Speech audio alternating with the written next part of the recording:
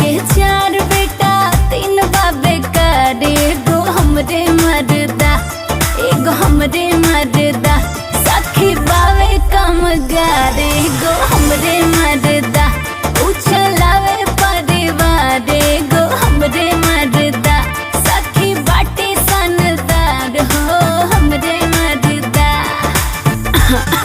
Use करी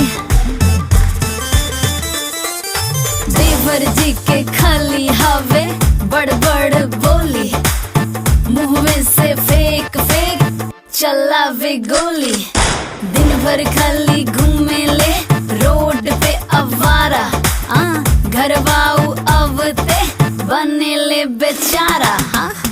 ना कौनो काम के ना ही कौनो काज के, खाली ऊ फोकट में दुश्मन बने अनाज के।